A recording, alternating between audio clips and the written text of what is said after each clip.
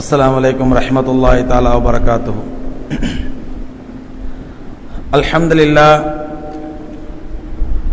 अल्हम्दुलिल्लाह नहमदुहु व नस्तईनुहु व नस्तगफिरुहु व नुमिनु बिही व नतवक्कलु अलैहि व नऊज़ु बिल्लाहि मिन शुरूरि अनफुसिना व मिन सय्यिआति अअमालिना मन यहदिहिल्लाहु फला मुदिल्ल लहु व मन युद्लिल फला हादिय लहु ونشهد أن لا إله إلا الله وحده لا شريك له ونشهد أن سيدنا نبينا مولانا محمدا عبده ورسوله أما بعد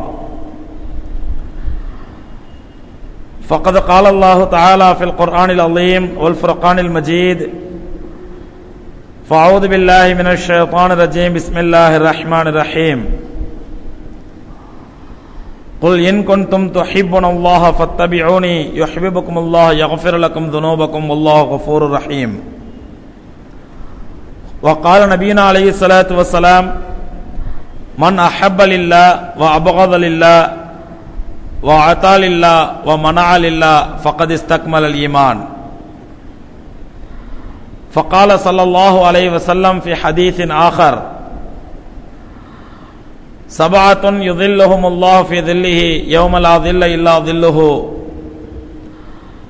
رجلان تحابا في الله اجتمعا عليه وتفرقا عليه أو كما قال عليه الصلاة والسلام. கண்ணியத்திற்கும் மரியாதைக்கும் உரிய பெரியோர்களே, சகோதரர்களே, தாய்மார்களே, அளவிலா கருணையும் நிகரிலா கிருபையும் கொண்ட எல்லாம் வல்ல அல்லாஹ் சுப்ஹானஹு வ தஆலா உலகில் மனிதன் எத்தகைய தொடர்புகளை விட்டு, எத்தகைய உறவுகளை விட்டு அவனால் விலகி இருக்க முடியாதோ, அல்லது எந்தெந்த தொடர்புகள் மனிதனால் தவிர்க்க முடியாதோ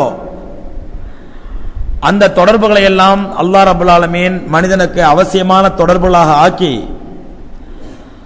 அந்த தொடர்புகளுக்கு அந்த மனிதன் செலுத்த வேண்டிய கடமைகள், அந்த தொடர்புகளுக்கு மனிதன் கொடுக்கக்கூடிய ஒழுக்கங்கள், இவற்றையும் அல்லாஹ் ரப்பல் ஆலமீன் உலகத்திலே மனிதனுக்கு கற்றுத்தருகின்றான்.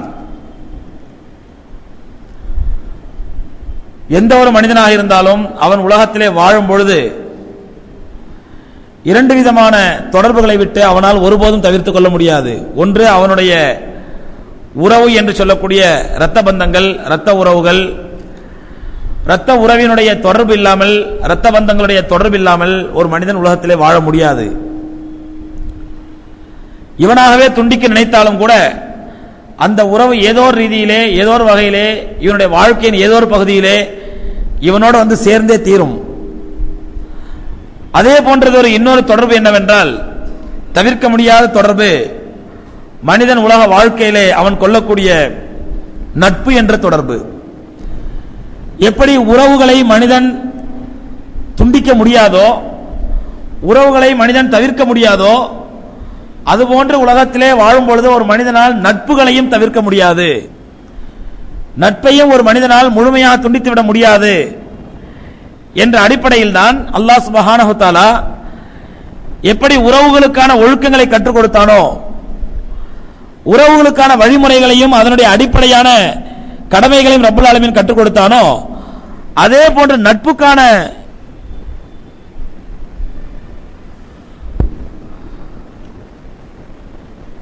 நட்புக்கான உறவு முறைகளையும் நட்புக்கான ஒழுக்கங்களையும் அல்லாஹ் சுப்ஹானஹு வ தஆலா கற்றுக் கொடுத்திருக்கின்றான். ஏன் மனிதர்கள் எப்படி நட்பு கொள்ள வேண்டும், அந்த நட்பை எப்படி மதிக்க வேண்டும், யாரோடு நட்பு கொள்ள வேண்டும் என்ற விவரங்களுக்கு முன்மாதிரியாக அல்லாஹ் ரப்பல் ஆலமீன் அவனே சில இடங்களில் சில பேரோடு நட்பு பாராட்டுகின்றான். அல்லாஹ்வே சில பேரோடு நட்பு வைப்பதாக தன்னுடைய திருமறையிலே ரப்பல் ஆலமீன் வாக்களிக்கின்றான்.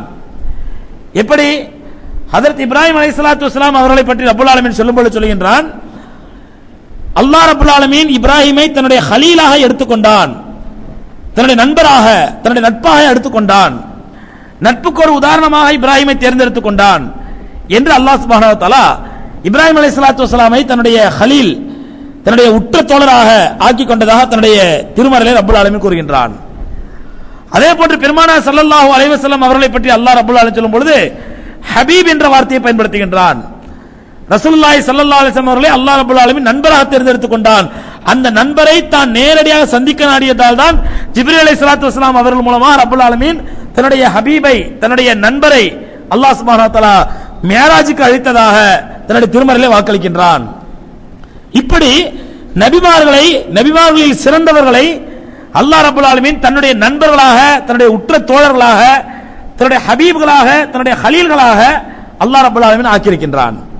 எதற்காக? அல்லாஹ்வுக்கு நட்பினுடைய தேவை என்ன அவசியம் இருக்கிறது?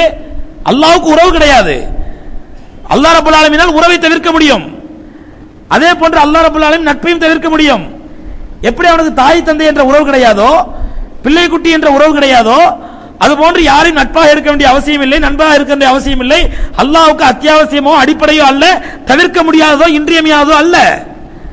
இருந்தாலும் அல்லாஹ் சுப்ஹானஹு வ தஆலா சில குறிப்பிட்ட நபிமார்களை தான் ஹலீலாக ஏற்றுக்கொண்டதாக, தன்னுடைய நண்பர்களாக ஏற்றுக்கொண்டதாக அல்லாஹ் நமக்கு முன்னுதாரணமாக சொல்கிறான் என்றால் காரணம், உலகத்திலே நீங்கள் வாழும் பொழுது நீங்களும் ஒரு நல்ல நட்பை தேடித்தான் ஆக வேண்டும்.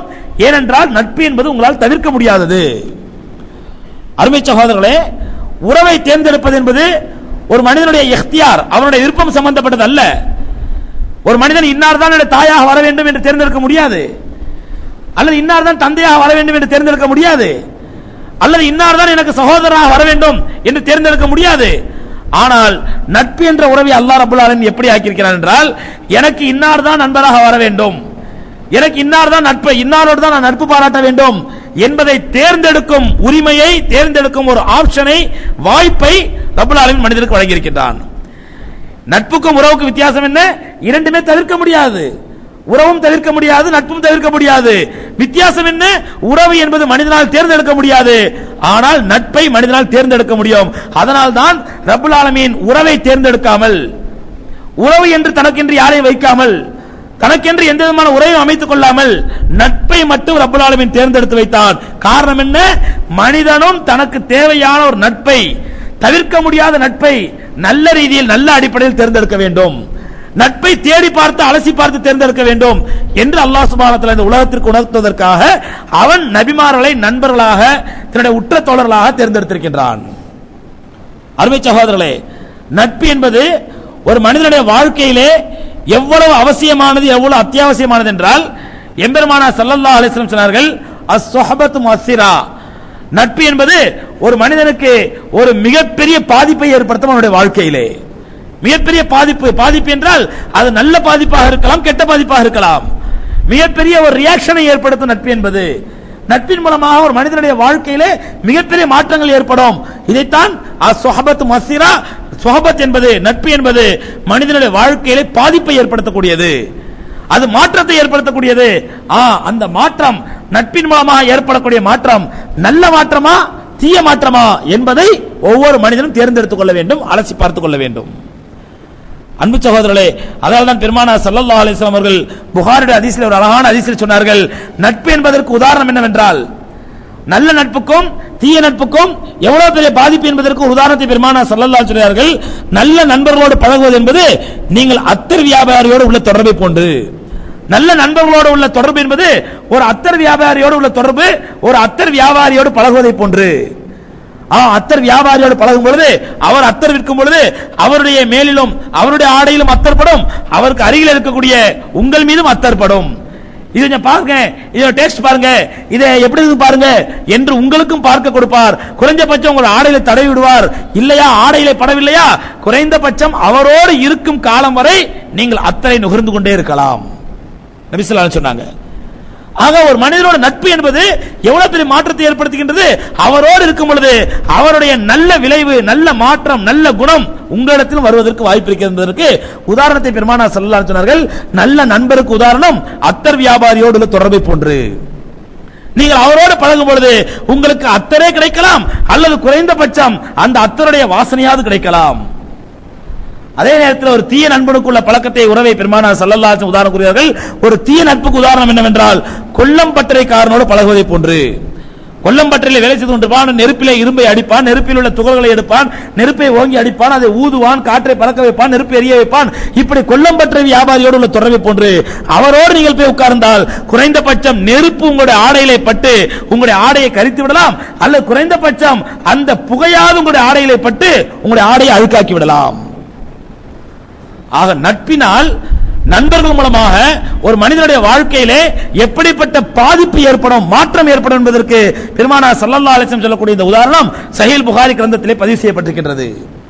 ஆக நட்பு என்பது ஒரு மனிதனால் தவிர்க்க முடியாதது, நட்பு என்பது ஒரு மனிதனால் விலக்கிக் கொள்ள முடியாது, நட்பு என்பது ஒரு மனிதனுக்கு இன்றியமையாது. ஆனால் அந்த நட்பை சகோதரர்களே நாம் யாரோடு பழகுகிறோம், எப்படிப்பட்டவர்களோடு பழகுகிறோம் என்பதை தேர்ந்தெடுத்துக் கொள்ள வேண்டியது ஒவ்வொரு மூமினுடைய கட்டாய கடமை. இதைத்தான் பெருமானார் ஸல்லல்லாஹு அலைஹி வஸல்லம் அழகாக சொன்னார்கள். அல் மர்உ மஅ மன் அஹப்ப, ஒரு மனிதன் யாரை நேசிக்கின்றானோ அவர்களோடு தான் எப்பொழுதும் இருப்பான். யாரை நேசிக்கின்றானோ அவர்களோடு தான் எப்பொழுதும் இருப்பான். இது எப்பொழுது சொன்னார்கள் பெருமானார் ஸல்லல்லாஹு அலைஹி வஸல்லம்? ஒரு சஹாபி வந்து பெருமானார் ஸல்லல்லாஹு அலைஹி வஸல்லம் சொன்னார்கள், யா ரசூலல்லாஹ் இன்னி உஹிப்புக், அல்லாஹ் மீது சத்தியமா நான் உங்களை நேசிக்கின்றேன், உங்கள் மீது நட்பு வைக்கின்றேன் என்று சொன்னார்கள். பெருமானார் ஸல்லல்லாஹு அலைஹி சொன்னார்கள், அப்படியா, உண்மையை சொல்றீங்களா, சரியா சொல்றீங்களா? ஆமா யா ரசூலல்லாஹ், உண்மையை தான் சொல்கின்றேன், நான் உங்கள் மீது நட்பு வைத்திருக்கின்றேன், உங்கள் மீது உங்களோடு தோழமை கொள்ள விரும்புகின்றேன் என்று சொல்லும் பொழுதுதான் பெருமானார் ஸல்லல்லாஹு அலைஹி சொன்னார்கள், அல் மர்உ மஅ மன் அஹப், ஒரு மனிதன் அவர் யாரை நேசிக்கின்றானோ, யாரோடு நட்பு கொள்கின்றானோ அந்த நண்பரோடு தான் இருப்பான். நண்பரோடு தான் இருப்பான் என்பதற்கு பொருள் என்ன? அதோட பொருள் என்ன? எப்பொழுதும் 24 பேர் 2 பேர் உடலோடு உடலாக ஒட்டி கொண்டிருப்பார் என்பது பொருள் அல்ல. 24 2 பேர் ஒன்னாவே இருப்பார் என்பதற்கு பொருள் அல்ல. மாறாக நண்பர்கள், நீ யாரை நேசிக்கின்றாயோ அவர்களோடு தான் இருப்பாய் எனும் பொழுது அதற்கு பலவிதமான பொருட்கள் சகோதரர்களே. அதில் ஒன்று, அவரை நேசிக்கக்கூடிய மனிதர் இவர் எப்படி விரும்புவார், தன்னுடைய நண்பர் தான் எங்கு சென்றாலும் தன்னோடு இருக்க வேண்டும் என்று விரும்புவார். நம்மள சில பேரை பார்க்கலாம், என்னப்பா தனியா வந்திருக்கிற, உன் தோஸ்த காணோம், நீ எங்க இருந்தாலும் அவர் இருப்பாரு என்று வழக்கம் புழக்கத்தில் பார்க்கின்றோம்.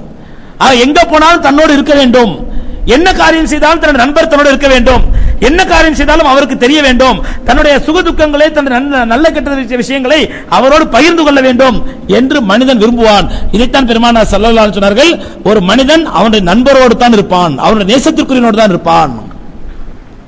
இன்னொரு பொருள் என்ன? நாம் யாரை நேசிக்கின்றோமோ அவருடைய எல்லா குணங்களும், எல்லா நற்குணங்களும் தீய குணங்களும் நம்மிடத்தில் வந்துவிடும். அப்படி வரும் பொழுது அவர் நம்முடனே இருப்பதை போன்று, அல்லது நாம் யாரை நேசிக்கின்றோமோ நம்முடைய நல்ல குணங்கள் அவரிடத்தில் சென்றுவிடும், அல்லது நம்முடைய கெட்ட குணங்கள் அவரிடத்தில் மாறிவிடும். அப்படி மாறும் பொழுது நாம் அவருடனே இருப்பதை போன்று. ஆக ஒன்று உடலால் 2 பேரும் ஒன்றாக இருக்கலாம், அல்லது குணத்தால் 2 பேருடைய குணங்கள், இவருடைய குணம் அங்கே பரிமாறும், அவருடைய குணம் இங்கே பரிமாறும். பரஸ்பர இந்த பரிமாற்றத்தினால் ஒருவர் மற்றவருடனே இருப்பதை போன்று. இதற்கு மேலாக பெருமானார் ஸல்லல்லாஹு அலைஹி சொன்னார்கள், உலகத்திலே நாம் யாரை நேசிக்கின்றோமோ அவர்களோடு தான் மறுமையிலே இருப்போம். மறுமையிலும் சொர்க்கத்திலே, நீங்கள் சொர்க்கத்திலோ நரகத்திலோ அங்கு சென்றாலும் அந்த நண்பரோடு தான் இருப்பீர்கள். ஆகவே உங்கள் நண்பர் உங்களை சொர்க்கவாதியாக மாற்ற முடியும், உங்கள் நண்பர் உங்களை நரகவாதியாக மாற்றிவிட முடியும்.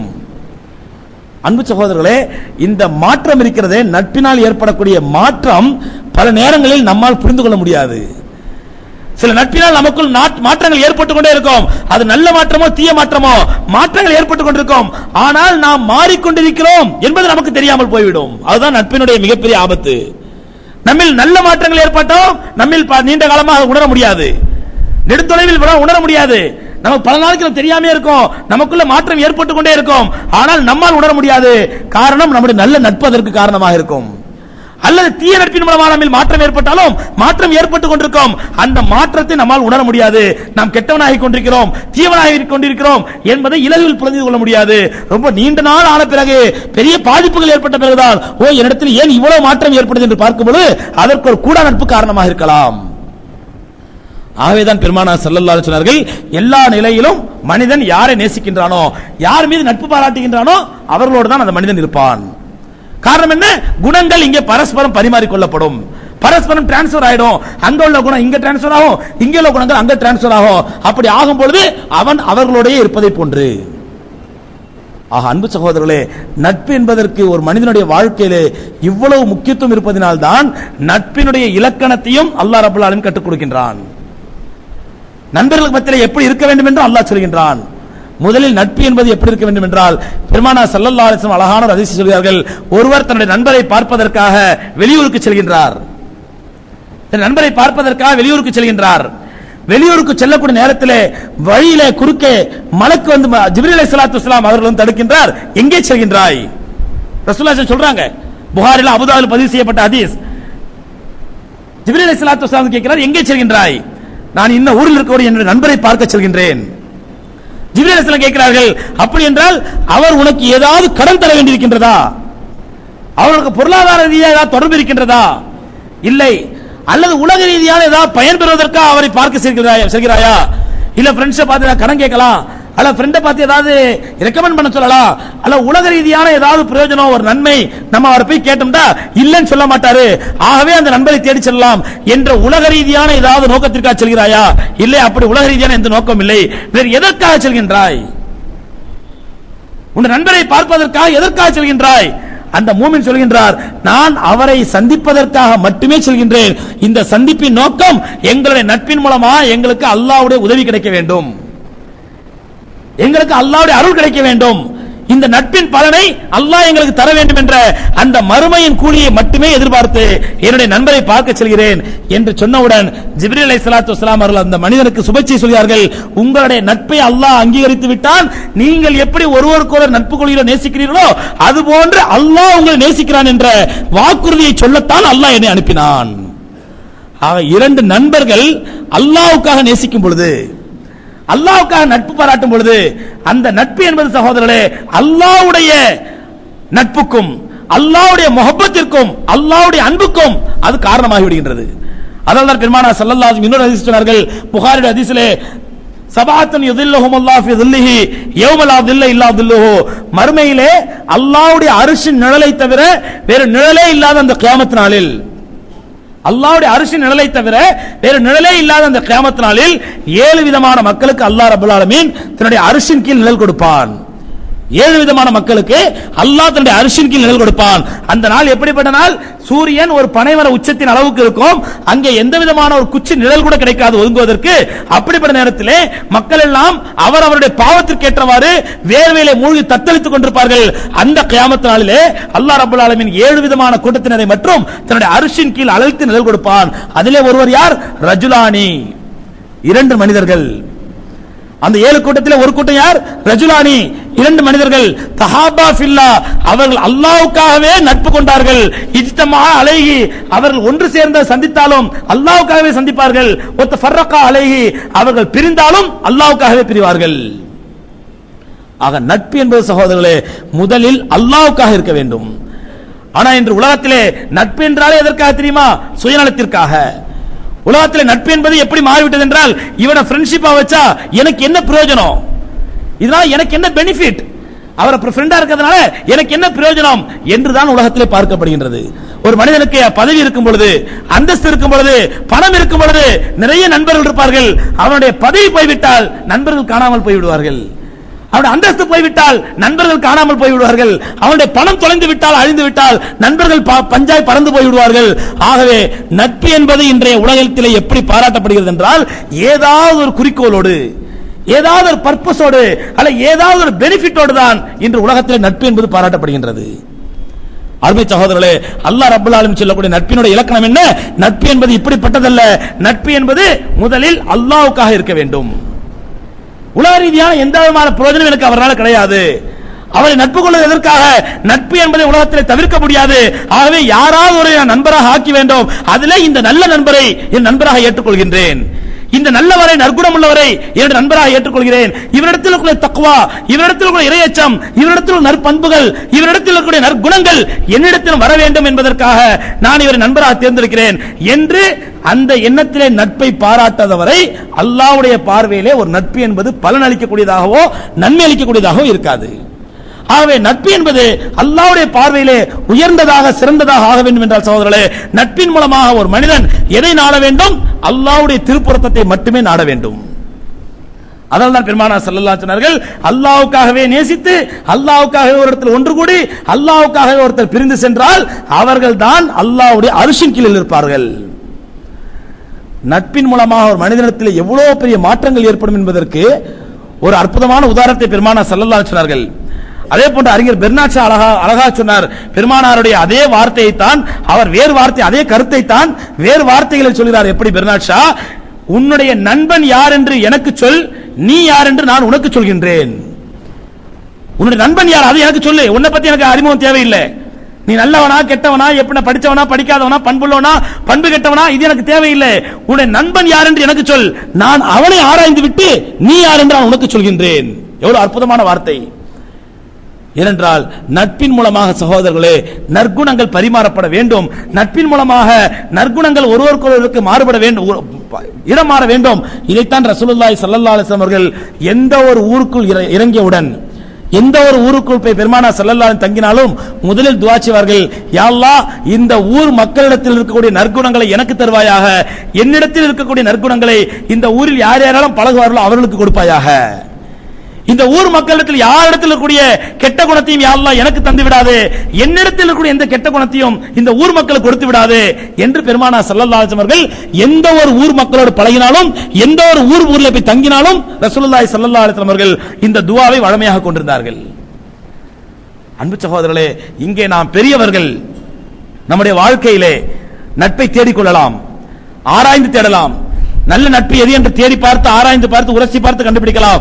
ஆனால் நட்பு என்பது எப்பொழுது கண்டுபிடிக்கப்படும் என்றால், ஒரு நண்பன் நல்லவனா கெட்டவனா, இந்த நட்பினால் நமக்கு நன்மை உண்டா, மறுமையுடைய கூலி உண்டா, இவனுடைய நல்ல குணங்கள் ஏதாவது நமக்கு வருமா, நம்முடைய நற்குணங்கள் இவனுக்கு செல்லுமா என்ற ஒரு நண்பனை எப்பொழுது உரசி பார்க்க முடியும் என்றால், அரிஸ்டாட்டில் என்ற அறிஞர் சொன்னார், மிக பிரபலமான ஆங்கில பழமொழி இது, a friend in need is friend in deed. தேவையான நேரத்திலே தான் நல்ல நண்பனுடைய முக வெளிப்படையாக தெரிய ஆரம்பிக்கும். தேவையான நேரத்தில், கஷ்டமான நேரத்தில் தான், எப்பொழுது மனிதனுக்கு தேவை இருக்கிறதோ அந்த நேரத்தில் தான் உண்மையான நண்பன் வெளியே தெரிவான். அப்ப தேவையான நேரத்தில் ஒரு நண்பன் உதவி செய்யவில்லை, தேவையான நேரத்தில் நட்பு கை கொடுக்கவில்லை என்றால் அருமை சகோதரர்களே அந்த நட்பினால் எந்த பலனும் கிடையாது. ஒரு மனிதனுக்கு கஷ்ட காலத்தில் கை கொடுப்பவன் தான் உண்மையான தோழன் என்ற அடிப்படையில் ஹஜ்ரத் ரசூலுல்லாஹி ஸல்லல்லாஹு அலைஹி வஸல்லம் அவர்களுக்கு மக்கத்து குறைஷிகளால் உயிருக்கு ஆபத்து ஏற்பட்டது. அந்த நேரத்திலே உண்மையான தோழமை என்ன என்பதை ஹஜ்ரத் அபூபக்கர் சித்திக் ரலியல்லாஹு அன்ஹு உலகத்திற்கு உணர்த்தினார்கள். உண்மையான தோழமை அப்பொழுதுதான் தெரிந்தது பெருமானார் ஸல்லல்லாஹு அலைஹி வஸல்லம் அவர்களுக்கு. அபூபக்கர் ரலியல்லாஹு அன்ஹு தோழமையை பார்த்தார்கள். மக்கத்து குறைஷிகள் எல்லாம் பெருமானாருடைய உயிருக்கு பங்கம் விளைவித்த நேரத்திலே, பெருமானாருடைய தலைக்கு விலை நிறைத்த நேரத்திலே, அந்த நேரத்தில் பெருமானார் ஸல்லல்லாஹு அலைஹி வஸல்லம் அவர்களுக்கு அடைக்கலம் கொடுத்தது மட்டுமல்லாமல் அவர்களோடு சேர்ந்து பயணம் புறப்பட்ட நேரத்திலே பெருமானாரோடு சேர்ந்து அபூபக்கர் ரலியல்லாஹு அன்ஹுடைய தலையும் சேர்த்து விலை பேசப்பட்டது. இன்னைக்கு நம்முடைய சூழ்நிலை என்னங்க? நம்ம நண்பரை யாராவது போலீஸ்காரன் தேடி வந்துட்டானா நம்ம தூரத்துல இருந்து பார்ப்போம், நம்ம கிட்ட போனா நம்மளையும் பிடிச்சிட போறோம், என்னன்னு கேட்டா நம்மளையும் பிடிச்சி உள்ளத்துக்கு போட்டு போறான், அதனால தூரத்துல இருந்து வேடிக்கை பார்ப்போம், என்ன பிரச்சனைன்னு பார்ப்போம் என்றுதான் உலகத்தில் இன்று நினைப்போம். ஆனால் பெருமானாருடைய தலைக்கு விலை பேசப்பட்டிருக்கிறது. அவர்களை உயிரோடோ அல்லது கொண்டு வருபவர்களுக்கு 200 ஒட்டகம் பரிசு என்று அறிவிக்கப்பட்டிருக்கிறது. அந்த நேரத்தில் பெருமானார் ஸல்லல்லாஹு அலைஹி வஸல்லம் அவர்களுக்கு அடைக்கலம் கொடுத்தது மட்டுமல்லாமல் அவர்களோடு சேர்ந்து பிரயாணம் மேற்கொண்டால் அபூபக்கர் சித்திக் ரலியல்லாஹு தஆலா அவர்கள். அது மட்டுமல்ல, அவர்கள் குகையில தங்கியிருந்த பொழுது பெருமானாருக்கு அவ்வளவு ஆறுதலாக, அவ்வளவு உதவியா இருந்தார்கள். அதனால்தான் பெருமானார் ஸல்லல்லாஹு அலைஹி வஸல்லம் அவர்கள் கடைசி காலத்தில் சொன்னார்கள், எனக்கு யார் யாரெல்லாம் உலகத்தில் உதவி செய்தார்களோ எல்லா நண்பர்கள், என்னுடைய எல்லா தோழர்கள், எல்லா சஹாபாக்கள் எல்லாருடைய உதவிக்கும் நான் கைமாறு செய்து விட்டேன். ஆனால் அபூபக்கர் எனக்கு செய்த உதவிக்கு மட்டும் என்னால் கைமாறு செய்ய முடியவில்லை, இன்ஷா அல்லாஹ் மறுமையிலே செய்வேன். இதுதான் நட்பின் இலக்கணம். இப்படிப்பட்ட நட்பை தான் அல்லாஹ் ரப்பல் ஆலமீன் இந்த உலகத்திற்கு கற்றுக் கொடுத்தான். ஆகவே நட்பு என்பது சகோதரர்களே மனிதனுடைய வாழ்க்கையில் தவிர்க்க முடியாதது. நட்பு என்பது மனிதனுடைய வாழ்க்கையில் விளக்க முடியாதது. ஆனால் அந்த நட்பை தேர்ந்தெடுக்க வேண்டியது நம்முடைய கட்டாய கடமை, ஒவ்வொரு மூவியுடைய கடமை. இன்றைய காலகட்டத்திலே குறிப்பாக நம் வீட்டு இளைஞர்கள் அல்லது நம் இல்லத்து இளம் பெண்கள் பள்ளிக்கூடத்திற்கு செல்வார்கள், கல்லூரிக்கு செல்வார்கள், அல்லது வேலை செய்யக்கூடிய இடங்களிலே பல பேரோடு பழகுவார்கள், அல்ல வெளியில செல்லும் பொழுது அக்கம் பக்கத்து வீட்டுக்காரர்களோடு பழகுவார்கள். அப்படி பழகும் பொழுது சகோதரர்களே நம்முடைய பிள்ளைகளுக்கு நாம் கற்றுக் கொடுக்கக்கூடிய ஒழுக்கங்களில் முக்கியமான ஒழுக்கம் என்ன? நல்ல நண்பர்களை பார்த்து பழகு. உன்னுடைய நண்பனை வீட்டுக்கு அழைத்து வா, உன்னுடைய நண்பன் எப்படிப்பட்ட நண்பனாக இருக்க வேண்டும் என்றால் நம்முடைய வீட்டுக்கு வரக்கூடியவனாக இருக்க வேண்டும். அவனை வீட்டுக்கு அழைத்து வா, எங்களோடு பழக சொல், நாங்களும் பழகி பார்க்கிறோம் எப்படிப்பட்டவன் என்று. அதற்கு பிறகு நாங்கள் உனக்கு உத்தரவாதம் கொடுக்கிறோம் உன் நண்பன் நல்லவனா கெட்டவனா என்று குழந்தைகளுடைய சிறு இளைஞர்களுடைய வாழ்க்கையிலே நட்பை பற்றி சகோதரர் முக்கியத்துவம் கொடுத்து அந்த நட்புக்கு மரியாதை கொடுத்து அந்த நட்பின் இலக்கணத்தின் அடிப்படையிலே அவர்களுக்கு நல்ல நண்பர்களை தேர்ந்தெடுத்து கொடுக்க வேண்டியது பெற்றோருடைய கடமை. இல்லைன்னா என்ன ஆகுதுன்னா இன்னைக்கு சமுதாயத்தில் பெற்றோர்கள் படிப்பை பத்தி கவலைப்படுறோம், காலேஜை பத்தி கவலைப்படுறோம், ஆனால் அவர்கள் யாரோடு பழகுகிறார்கள் என்ற நட்பை பற்றி நாம் கவலைப்படுவதில்லை. ஃப்ரெண்ட்ஸுங்க அப்படித்தான் இருப்பாங்க. ஒரு மாணவன், ஒரு இளைஞன், நம்முடைய மகன் நம்முடைய ஃப்ரெண்ட் என்று ஒருத்தனை அறிமுகப்படுத்துகிறார் என்றால் முதலில் அவனை பற்றி கண்காணிக்க வேண்டியது, அவன் நல்லவனா கெட்டவனா என்று பார்க்க வேண்டியது பெற்றோருடைய கடமை. இல்லைன்னா பல பெற்றோர் பார்க்கிறோம், நல்ல குடும்பம், கண்ணியமான குடும்பம், நல்ல இபாதத்தான குடும்பங்க, ஆனா என் புள்ள கெட்டு போயிட்டான். காரணம் என்ன? அவன் நண்பர்கள். அதே மாதிரி பெண் பிள்ளைகள் என்று கெட்டு போவதற்கு காரணமே அவர்களுடைய பெண் தோழிகள் மூலமாகத்தான், கெட்ட தோழிகள் மூலமாகத்தான், கெட்ட சகவாசத்தின் மூலமாகத்தான். ஒரு நல்ல இபாதத்துள்ள பெண் கூட, நல்ல இறையச்சம் உள்ள பெண் கூட தன்னுடைய கல்லூரியிலோ தன்னுடைய பள்ளிக்கூடத்திலோ ஒரு கெட்ட பெண்ணோடு சகவாசம் வைக்கும் பொழுது, ஒரு கெட்ட பெண்ணோடு தொடர்பு வைக்கும் பொழுது அந்த கெட்ட பெண் தன்னுடைய எல்லா கெட்ட குணங்களையும் அந்த கெட்ட வாலிப பெண்ணுக்கு, இளம் பெண்ணுக்கு கற்றுக் கொடுத்து விடுகின்றாள், கெடுத்து விடுகின்றாள். நல்ல பெண்ணை கெட்ட பெண்ணாக மாற்றி விடுகின்றாள். காரணம் என்ன? அந்த பெண்ணோடு கொண்ட தொடர்பு, அவளோடு கொண்ட அந்த நட்பு. ஆகவே நம்முடைய பிள்ளைகளையும் சகோதரர்களே நல்ல பிள்ளைகளாக உருவாக்குவதற்கு அவர்களுடைய நட்பு முக்கியமான காரணம். ஆகவே பெற்றோர்கள் நம்முடைய பிள்ளைகள் யாரோடு பழகுகிறார்கள் என்பதை கண்காணிக்க கடமைப்பட்டிருக்கின்றோம். நம்முடைய பிள்ளைகள் யாரோடு நட்பு கொள்கிறார்கள் என்பதை கண்காணிக்க வேண்டியது பெற்றோருடைய தலையாய கடமை. நாம் அவர்களுடைய பிள்ளைகளுடைய நட்பை கவனிக்க தவறிவிட்டோம் என்றால், நம்முடைய பிள்ளைகளுடைய நட்பை கண்காணிக்க தவறிவிட்டோம் என்றால் சகோதரர்களே அவர்கள் வழிகட்டு போவதற்கு எல்லா விதமான வாய்ப்பையும் நாம் ஏற்படுத்தி கொடுத்து விட்டோம் என்று பொருள். நம்முடைய பிள்ளைகள் கெட்டவர்களாக ஆவதற்கு எல்லா விதமான வாய்ப்பையும் ஏற்படுத்தி கொடுத்து விட்டோம் என்று பொருள். ஆகவே பெரியவர்களாகிய நாமும் நட்பை போற்றி பாதுகாக்க வேண்டும், நட்பின் இலக்கணத்தை கற்றுக்கொள்ள வேண்டும். நண்பர்களை தேர்ந்தெடுக்கும் பொழுது நல்லவர்களா கெட்டவர்களா என்று பார்த்து தேர்ந்தெடுக்க வேண்டும். அதே நேரத்தில் நம்முடைய பிள்ளைகளுக்கு நண்பர்கள் கிடைக்கிறார் என்றால் அந்த நண்பர்கள் நல்ல நண்பர்களா என்பதை நாம் ஆராய வேண்டும். ஆனால் இன்று கலாச்சாரம் எந்த அளவுக்கு சீரழிந்து விட்டது என்றால், ஆண்கள் ஆண் நண்பர்களை எடுப்பதை போன்று பெண்கள் பெண் தோழிகளை எடுப்பதை போன்று இன்று ஆண்கள் பெண்களை நண்பர்களாகவும் பெண்கள் ஆண்களை நண்பர்களாகவும் கொண்டு பாய் ஃப்ரெண்ட்ஸ் கேர்ள் ஃப்ரெண்ட்ஸ் என்று இனம் மாறி ஜெண்டர் மாறி நட்பு கொள்ளக்கூடிய அவலங்களை பார்க்கின்றோம். எம்பெருமானார் ஸல்லல்லாஹு அலைஹி வஸல்லம் அவர்கள் வன்மையாக கண்டித்தார்கள். ஒரு அந்நிய ஆணும் ஒரு அந்நிய பெண்ணும் தனிமையில இருந்தால், ஒரு அந்நிய ஆணும் ஒரு அந்நிய பெண்ணும் தனிமையில் இருந்தால் மூன்றாவதாக ஷைத்தான் இருக்கிறான் என்ற பெருமானாருடைய எச்சரிக்கையை மீறி இன்று நாங்கள் நட்பா பழகிறோம், ஃப்ரெண்டா பழகிறோம். என்னுடைய காலேஜ் மேட்டு, என்னுடைய கிளாஸ் மேட்டு, அல்லது என்னுடைய செக்ஷன் மேட்டு, அல்லது என்னுடைய கொலீக்ஸ் என்ற ஏதோ ஒரு பெயரிலே வைத்து நாம் ஆண்கள் பெண்களை நண்பர்களாக தோழர்களாக கொள்வதும் பெண்கள் ஆண்களை தோழர்களாக கொள்வதும் மிகப்பெரிய ஹராம் என்பதை நாமும் உணர வேண்டும், நம்முடைய அடுத்த தலைமுறைக்கும் உணர்த்த வேண்டும். இன்றைய கலாச்சாரம் சீரழிந்து கொண்டிருக்கிறது. எப்படி பிள்ளைகள் ஆண்கள் யாரை வேண்டாலும் பெண்களை கேர்ள் ஃப்ரெண்டாக எடுத்துக்கொள்ளலாம், அல்ல பெண்கள் ஆண் பிள்ளைகளை பாய் ஃப்ரெண்டாக எடுத்துக்கொள்ளலாம் என்ற அளவுக்கு கலாச்சாரம் சீரழிந்து வரக்கூடிய காலகட்டத்தில் நாம் நம்முடைய பிள்ளைகளுக்கு எதையும் உணர்த்த வேண்டும். பெண்களோடு தோழமை கொள்வது மிக பெரும் பாவம், தோழமை கொள்ளாது. அதே போன்று பெண் பிள்ளைகளை சொல்ல வேண்டும், ஆண்களோடு தோழமை கொள்வது மிக பெரும் பாவம், தோழமை கொள்ளாது. நீ தோழமை கொள்வதாக இருந்தால் உன்னை போன்ற ஜெண்டரோடு அல்ல உன்னை போன்ற ஒரு ஆண் ஆணோடு அல்ல பெண் பெண்ணோடு தான் தோழமை கொள்ள வேண்டும். அந்த தோழமை இறையச்சம் உள்ள தோழமையாக இருக்க வேண்டும் என்பதை நாம் வலியுறுத்த வேண்டும். ஆகவே அன்புக்குரிய சகோதரர்களே, உலகத்திலே மனிதனால் தவிர்க்க முடியாத உறவுகள் இரண்டு, ஒன்று இரத்த உறவு, இன்னொன்று நட்புறவு. ஆகவே இரத்த உறவு என்பது தேர்ந்தெடுக்கும் உரிமை நமக்கு கிடையாது, அது அல்லாஹ்வால் அமைத்து கொடுக்கப்படுவது. ஆனால் நட்புறவு என்பது நமக்கு தேர்ந்தெடுக்கக்கூடிய உரிமையை அல்லாஹ் கொடுத்திருக்கிறான், ஆப்ஷனை கொடுத்திருக்கிறான். ஆகவே அந்த உறவை தேர்ந்தெடுக்கும் பொழுது நல்லவர்களாக பார்த்து இறையச்சம் உள்ளவர்களாக பார்த்து தேர்ந்தெடுக்க வேண்டும். அதன் மூலமாக நம்முடைய இறையச்சத்தை நம்முடைய தக்வாவை உயர்த்தி கொள்வதற்கு முயற்சி செய்ய வேண்டும். அல்லாஹ் ரப்பல் ஆலமீன் எப்படி தான் ஒரு சிறந்த நபிமார்களை தன்னுடைய ஹபீப்களாக தன்னுடைய ஹலீல்களாக அல்லாஹ் தேர்ந்தெடுத்தானோ, எப்படி நபிமார்களுக்கு சிறந்த சஹாபாக்களை அல்லாஹ் ரப்பல் ஆலமீன் தோழர்களாக அமைத்து கொடுத்தானோ, அதுபோன்று நம்மில் மூமின்கள் ஒவ்வொருவருக்கும் நல்லவர்களையே அல்லாஹ் தேர்ந்தெடுக்க வேண்டும் என்று நாம் துஆ செய்ய வேண்டும். அல்லாஹ் தேர்ந்தெடுத்து கொடுப்பதற்கு அல்லாஹ் நமக்கு உதவ வேண்டும். ஏனென்றால் பெருமானார் ஸல்லல்லாஹு அலைஹி வஸல்லம் அவர்கள் ஒரு ஹதீஸிலே சொன்னார்கள், நீங்கள் அல்லாஹ்விடத்தில் துஆ செய்யும் பொழுது யா அல்லாஹ் நல்லவர்களை எனக்கு நண்பர்களாக தேர்ந்தெடுப்பாயாக, என்னுடைய உணவை என்னுடைய பணத்தை நல்லவர்களை மட்டுமே உண்ண வைப்பாயாக. ஏன் நண்பர்களுக்கு மத்தியில் நாம் பரிமாறும் பொழுது, நண்பர்களுக்கு மத்தியில் செலவழிக்கும் பொழுது அங்கே நம்முடைய செலவையோ நம்முடைய பணத்தையோ நம்முடைய காசையோ நல்லவர்கள் மட்டுமே உண்ண வேண்டும். அப்போதுதான் அந்த நட்பு நல்ல நட்பாக இருக்கும் என்பதை பெருமானார் ஸல்லல்லாஹு அலைஹி வஸல்லம் அவர்கள் நட்புக்காக துஆ செய்யும்படியும் கற்றுக் கொடுத்தார்கள். வல்ல ரப்பல் ஆலமீன் அப்படிப்பட்ட துஆவை கபூல் செய்து நாம் ஒவ்வொருவருக்கும் நல்ல நட்புகளை, நல்ல தொடர்பை, நல்ல நட்புறவை அமைத்து தந்தருள்வானாக. அதன் மூலமா நம்முடைய இம்மை மறுமை வெற்றியை அல்லாஹ் ரப்பல் ஆலமீன் ஊர்ஜிதம் செய்வதற்கு நம்முடைய அந்த நட்பை காரணமாக்கி வைப்பானாக. வாஹிர் தாவானா அல்ஹம்துலில்லாஹி ரப்பில் ஆலமீன். அஸ்ஸலாமு அலைக்கும் வரஹ்மத்துல்லாஹி தஆலா வபரகாத்துஹு.